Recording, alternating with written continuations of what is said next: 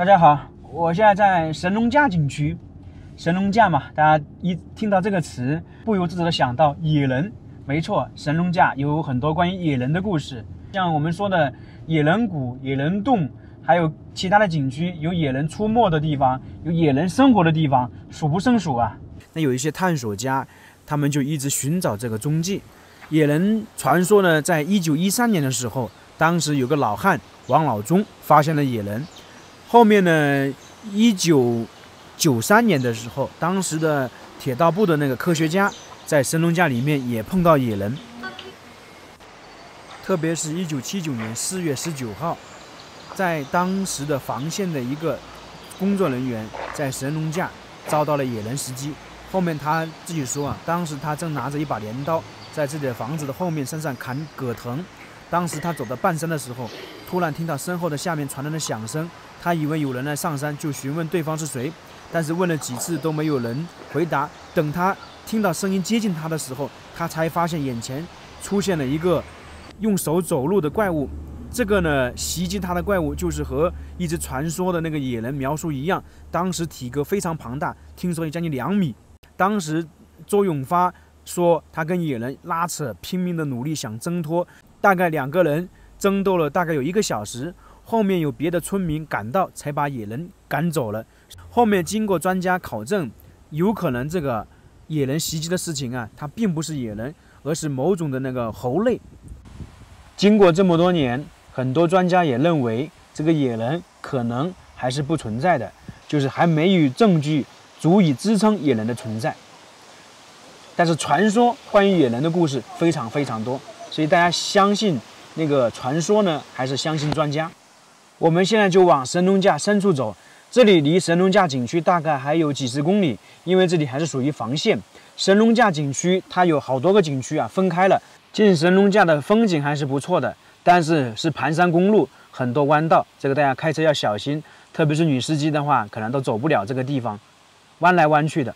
这边海拔已经很高了，差不多1800多米了，这边非常凉快，太阳是比较大，但是只要躲在树底下就非常凉快，就跟走到西北是一样的风格。大家好，我是秋平，我现在在神农架，这个是我来神农架的第一个景区啊，叫做天焰山景区。这个地方呢非常好玩，听说是有野人目基地，还有野人洞。今天我们就来参观一下。我现在是等于是在一个山顶上面吧，我旁边这里有一个彩虹桥，所以这个天焰山的景区啊，其实是很多的。前面那个就是彩虹桥，彩虹桥过去呢，那边有一个亭子，那个亭子啊，可以是叫做我们说的那个云海佛光。为什么叫云海佛光呢？我们往右边看一下，看到没有？崇山峻岭啊，在那个地方呢，运气好的话，能够看到旁边那些地方啊，有佛光出来。你们是挑什么东西上去啊？挑石头上面在装修是吧？对。哇，好辛苦啊！我们空手上去就觉得很累，你们挑东西还这么厉害。我已经到彩虹桥上面来了，哇，好高啊！震撼，这个地方漂亮。这个彩虹桥是这样来历的。当年这个地方是一整座山，后面为了修建209国道的时候，把这个山爆破，然后形成一个缺口，然后后面呢，为了观赏方便，修建了这样一座全钢结构的观景桥——彩虹桥，连接南北，长58.8米，离地面大概是50米，很壮观的。站在这个彩虹桥上面，特别舒服，因为海拔2000多嘛，风吹着。就跟走在西北一样的，都是为了生活。2块100斤，1趟20，那一天10几趟就200-300块钱了。多注意补水哦，多喝点水。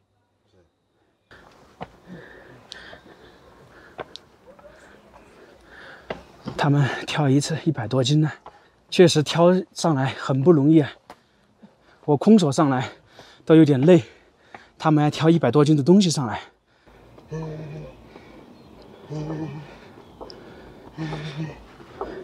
我刚刚一口气爬上来的，海拔2000多米，有点累啊。现在去看野人洞，因为来神农架就是探寻野人的踪迹，所以野人洞一定要去看一下。他们刚刚那些人挑着石头，就是铺路的。确实，一次20块钱就一趟啊，海拔还是挺高的，所以他们每天可能就跑10多趟吧，也挺辛苦的。我现在走到去这个野人洞的路上啊，一个人都没有，就跟我前2天去那个野人洞一样的，那个是在防线的，也是我一个人。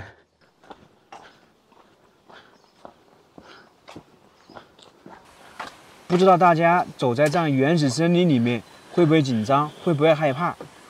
一个人可能多少会有一点吧，但是我感觉还行。野人洞快到了，就是这个地方。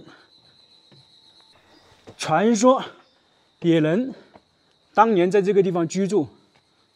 这个野人洞比较小一点，旁边那里可以攀岩上去，但是比较危险，我就不上去了。它这个地方有好几个野人洞，这里是单独的野人洞，在旁边等一下我们去看一下燕子洞啊，燕子洞里面也有那个野人洞。那当年呢，野人就在这里栖息，在这里生活。这个洞口比较小一点点，可能当时在这里住的野人不多，在燕子洞那边的野人可能稍微多一点点。野人洞，你想一想，我刚才从那个桥过来，大概走了1、2公里，所以如果这个地方没有开发的话，谁能想到这里能够生存野人，而且这个地方这么隐蔽。我现在站在这个地方呢，属于景区的一条道路，但是呢，在这个道路呢有一个很特别的地方，看到这里有几个牌子，野人目击地，就是当年上个世纪有人在这里看到野人，而且是看到好几个。我们现在就来看一看，到底是怎么回事。这个地方就是野人目击地。1993年9月3号下午的时候，铁道部10几位专家在神农架旅游，就是像我们现在一样，走到这个地方的时候，当时的司机在急转弯的时候，发现前面20米处有3个野人正低头迎面走来，就是说面对面走。那乘客急忙下车想拦住野人，但是野人呢看到有人来了，立马就往旁边跑，跑进树林里面。只见呢，我们说走在树林里面，树枝断裂的声音，噼噼啪啪的声音，野人就逃进森林里面了，消失了。所以呢，这个就是我们说的野人目击，就是野人出没的地方。这个应该是真实可信的。为什么？因为不是一个人看，也不是2个人看，是当时的铁道部10几位专家，所以这个是有可信度的。所以当时就在这个地方发现野人，然后野人呢，最终呢，就我们说的从这里面跑下去了。旁边就是马路，当时的野人可能看到有人来呀，他比较紧张，因为害怕，所以立马就跑进去了。当时的那个工作人员呢，想拦住，但是呢，因为也有一个时间段嘛，从车下来到截住的话，隔了几十米，所以来不及。然后野人本来就比较敏捷灵活，然后自然而然就逃走了，看不到了。所以整个神农架关于野人的记载，这个应该是最近的一次记载了。我们刚刚看了野人目击地，还有那个单独的一个野人洞。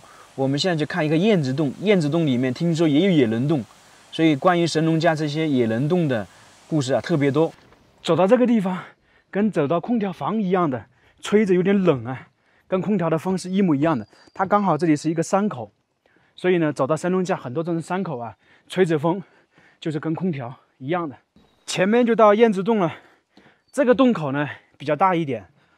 这个燕子洞为石灰岩溶洞，因为栖息了数千只短嘴金丝燕而得名。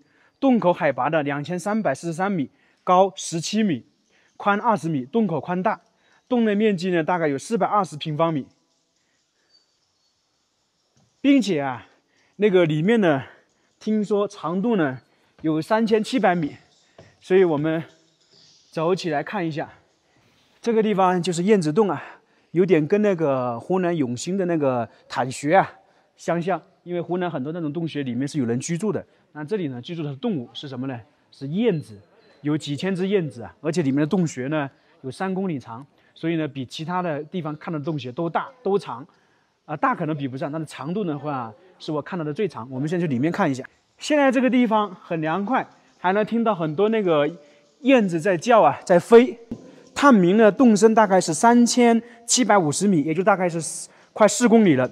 我们去里面看一下。当然了，开放是没有开放这么长的，开放了200-300米。所以这个地方呢，以前呢燕子很多。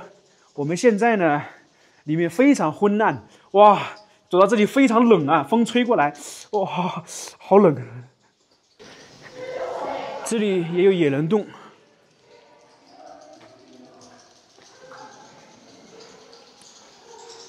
我们走一走，这边能够走到彩虹桥。哇，这个都是挖出来的。但是野人洞在哪里呢？这个景区还是挺大的，在那个整个神农架这边，像这样的石洞特别多。继续走，这里有一个桥，连接着2条山脉，这个是一个巨大的洞穴啊，没有这个桥是过不了的。这个有点复古的味道吧？那个用那个藤的形状，这个就有点像原始社会野人一样的。通过另外一座山，来看看。它这里是一座山接着一座山，哦，又出来了。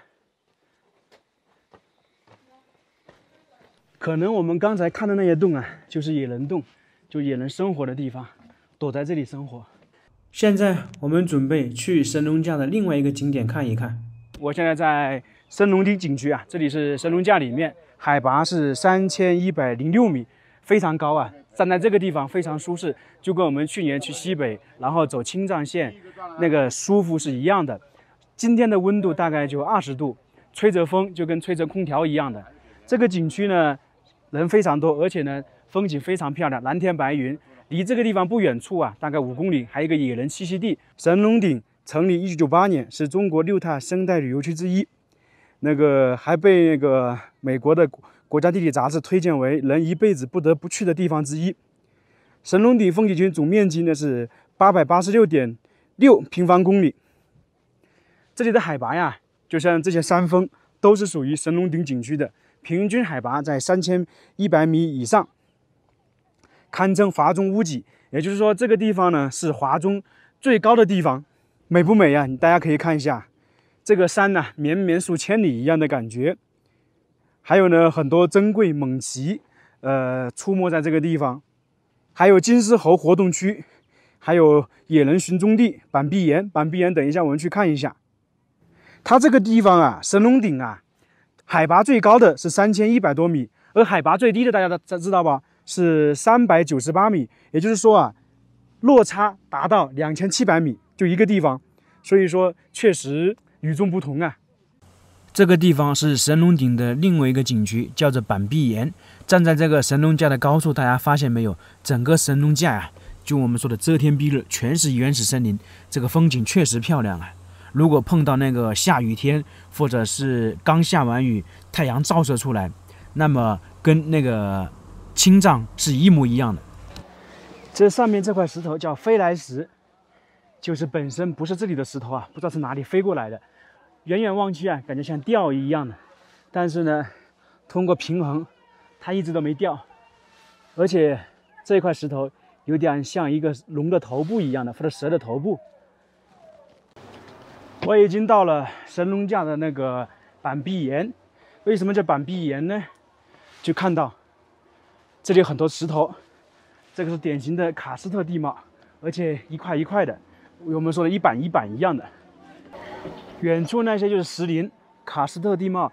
我们在贵阳看了，它那个石头啊，像石山一样，一片一片的。看看大自然确实与众不同嘛，各种奇山怪石。啊，你像有些像那个乌龟的，像鸟的，像金鸡的，各种各样的。而且我们看远处那个山峰跟那个天空云朵，是不是我们说的感觉像贴合一样的？在那边呢，差不多是3100米。现在我们去探寻野人的栖息地，就生活的地方。这里啊，完全就是原始森林的状态。刚才很多标识牌都说了，不要离开步道，说怕你迷路，因为可以看出里面，你看看，我们说的深不见底，它这里是看不到头，全是密密麻麻的树木啊。找到了，来神农架就是找这些地方，野人栖息地。我们就看看野人生活的痕迹是什么样的。这里是一个岩石形成的石洞，曾经有过野人在这里出没的报道，故而称为野人洞府。看一下像不像那个野人居住的地方啊？因为野人在这大山里面，我们现在是找不到的。哇，这肯定是现在弄的了。但是这里有点像隐居的洞府啊，现在是修成景点了，走上去看一看。我们前2天去野人洞看了一下，然后现在来看看野人生活过的样子是什么，还有野人的卧室是什么，都是石头啊，就这么一小点，感觉有点不像。为什么说不像野人生活的地方，野人的卧室呢？因为大家可以看到四周的通风。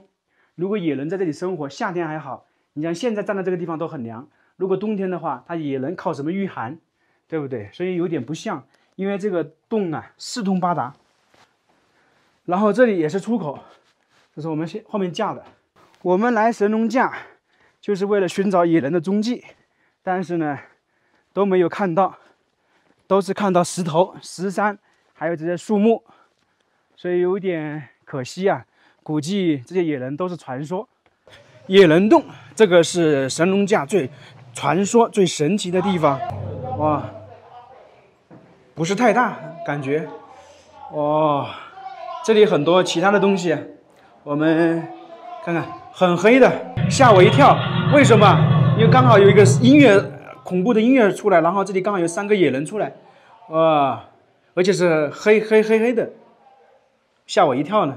啊，这个是一个石头的门，哦，这里可能是当年野人在这里生活，野人的卧室就是这个样子。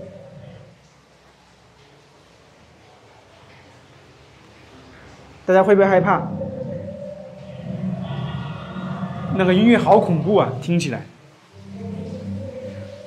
这里面呢也是有水流声的，因为整个是属于有地下暗河，所以这个里面水流很大。你看看，野人生活在这个里面呢，水是不用担心的，都有水。而且呢，野人不知道抗寒性怎么样啊。像这个地方有一个像浴室一样、浴缸一样的，如果累了，可以在这里躺着洗澡。这里面还有一些动物的骨头啊，可能是现在放进去。现在人比较多一点，如果一个人走的话，你们敢不敢走？我是敢走，很多女孩子很多会害怕，因为这个是走迷宫。或者是走那种我们说的那个吓人的洞一样的，啊，这里面是什么？哦，这里面有一个野人，看到没有？这个野人休息的地方，给大家完整的看一下野人的卧室是什么样子的，就是这样啊，你看看，这里就是野人的卧室，这里有一个野人在这里，还有很多个木材，里面一个小的房间，可能这个就是他的生活的地方、睡觉的地方、休息的地方，就是这个样子的。哇，这个地方大，但是这个地方啊，不是那种天然溶洞，这感觉跟那个其他地方的野人洞还是相差一点。哇，这个有点小，走那个《盗墓笔记》那个感觉，放了东西在这个地方。这个是什么制作的？啊，快到出口了。这野人洞就这么大，这个野人洞相对来讲的话，有点人工的痕迹。这个是神农架野人的活动区，我们可以看到燕子崖、天燕山，还有神农顶、板壁岩、老君山等等，整个这个图上面呢，关于野人的活动啊都有。所以说，近上百年的历史，关于野人的传说是越来越多。这个说是野人的那个脚印呢，不知道是真假，大家看像不像？有一点点像吧。这个神农架还有大熊啊，白熊，所以我们刚才进来的时候，那个售票处啊反复提醒，一定要按照那个线路走，按照那个现在开发的马路走，千万不要自己单独走进树林里面，很危险。一个是有大型的动物，另外还有一个可能迷路。